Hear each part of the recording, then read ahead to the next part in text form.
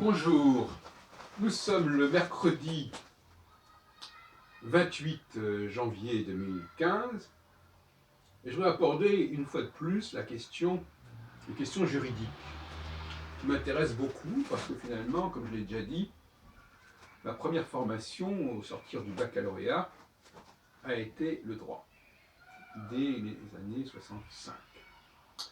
Et j'ai gardé un certain goût pour le juridique, pour les commentaires d'arrêt, sans parler de mon goût pour la question des droits constitutionnels, qui est un autre sujet. Et récemment, je me suis replongé dans des questions juridiques, à la fois parce que ça me concernait directement, et à la fois parce que ça concernait aussi des amis. Et la question des baux commerciaux est quelque chose d'assez excitant. Quand on essaye d'en avoir des lectures abusives, c'est ainsi que un bail commercial donne la liste des activités qui sont permises dans les locaux concernés. Ce qui signifie que ce qui n'est pas dans la liste est interdit et que même si on peut aller beaucoup plus loin, c'est-à-dire que le fait de pratiquer des activités qui ne sont pas prévues dans les baux peut être une cause de résiliation du bail, ce qu'on appelle démarche résolutoire. Mais quand on prend les choses à la lettre, ça devient complètement kafkaïen. Parce que si l'on vous reproche d'avoir une activité qui n'est pas prévue au bail, il faut le prouver. Et si on prend le problème exactement à la lettre, eh bien, il faudrait prouver que toute activité prévue au bail, qui n'est pas prévue au bail, n'est pas réalisée dans ce local. Alors, comme il peut y avoir des centaines d'activités non prévues au bail, vous imaginez la charge de la preuve de montrer qu'on n'a pas telle et telle activité. Alors, un des exemples les plus problématiques, si on peut dire, c'est la question de l'habitation. Est-ce que le bailleur peut considérer que si l'habitation dans les lieux n'est pas prévue au bail commercial, le fait d'avoir cette habitation serait donc une infraction au bail? Mais la question est de savoir qu'est-ce que c'est que l'habitation. Est-ce que l'habitation en elle-même est une activité commerciale? Est-ce qu'elle peut être considérée parmi les activités non prévues au bail? Alors, c'est un débat entre juristes, je suppose, mais il m'apparaît clairement que les éléments constitutifs de l'habitation sont des éléments qui, en général, sont liés tout simplement à l'occupation des lieux. Par exemple, est-ce qu'on a le droit de boire, d'ouvrir une bouteille de vin ou une canette de bière dans un local commercial s'il n'est pas prévu une activité de ce type dans les activités prévues? Ce n'est pas absurde.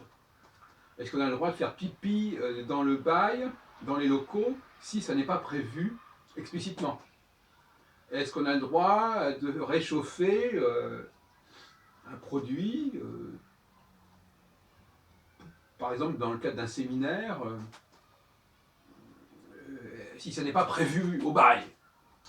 Donc il y a une approche complètement infantile du bail, qui consiste à dire, du moment que ça n'est pas prévu au bail explicitement, vous ne pouvez pas le faire. Ça, c'est un aspect amusant. L'autre aspect amusant consiste à dire que toutes les activités prévues au bail doivent être respectées à tout moment. Alors vous imaginez que si vous avez par exemple une dizaine d'activités prévues au bail, et que le bailleur dit « mais vous ne respectez pas les activités prévues au bail », et non pas une de ces activités, ce qui est souvent le cas dans les énonciations de sommation résolutoire. Or, en fait, une seule de ces activités prévues au bail suffit à montrer qu'on fait fonctionner le bail. La plus petite de ces activités, la moindre de ces activités suffit. Mais souvent, les bailleurs répètent, montrez-nous que les activités prévues au bail sont respectées, et non pas l'une de ces activités. Alors c'est assez amusant parce que parfois les bailleurs se croient très intelligents en mettant parmi les activités prévues au bail des choses assez insignifiantes, en disant ben, comme ça, il ne pourra pas faire n'importe quoi. Il ne pourra pas le céder facilement puisque ça ne prévoit pas grand-chose. Le petit problème, c'est que justement, plus on met des choses insignifiantes dans le bail, plus il est facile de respecter le bail. Par exemple, un propriétaire qui met salle de réunion, ou même assemblée générale d'association. Il se dit, ah ben très bien, comme ça, il n'y aura pas beaucoup de... on ne va pas aller très loin. On ne va pas pouvoir céder le bail facilement. Oui, sauf que, c'est vrai, probablement, mais sauf que l'utilisateur du bail, lui, eh ben, il peut se contenter de cette activité de salle de réunion, voire même d'assemblée générale qui se déroule une fois par an, pour qu'on ne puisse rien lui reprocher. Mais bon.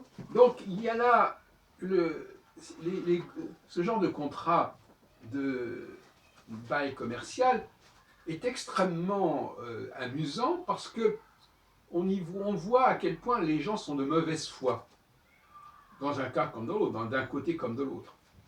Et dès qu'on leur donne l'occasion, vous savez, vous connaissez les travaux de la Borélacée, dès qu'on donne l'occasion à des gens de montrer toute leur mauvaise foi, ils s'en donnent à cœur joie.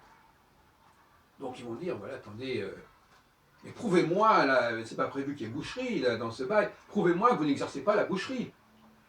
C'est pas prévu ceci, prouvez-le-moi. C'est pas prévu cela, prouvez-le-moi. Que vous ne le faites pas.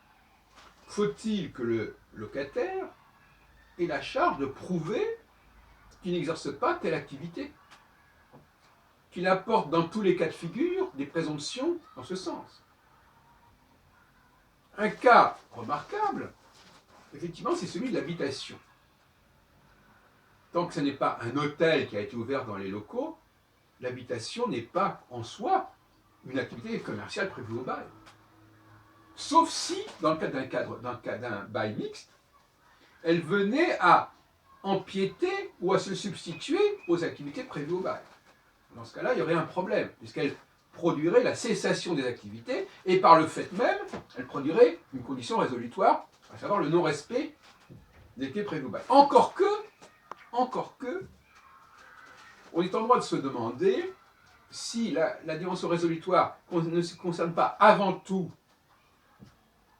le fait d'exercer des activités non prévues au bail, et non pas le fait d'exercer aucune des activités prévues au bail. Ça n'est pas clair non plus. Peut-être qu'on pourrait éventuellement n'exercer aucune des activités pourvu qu'on n'exerce pas des activités non prévues au bail, étant entendu, bien entendu, que c'est pas parce qu'on va faire chauffer une tasse de thé qu'on est en infraction, même si ce n'est pas prévu qu'on n'a pas le droit qu'on a le droit de faire chauffer une tasse de thé. Mais c'est un domaine extrêmement vaudevillesque, je dirais, en quelque sorte, que ce champ-là. Et le droit, et d'une manière générale, la question des contrats, mais là, je crois que là, vraiment, on atteint des sommets d'absurdité, est un domaine extrêmement intéressant sur le plan psychosociologique, ethnologique, etc.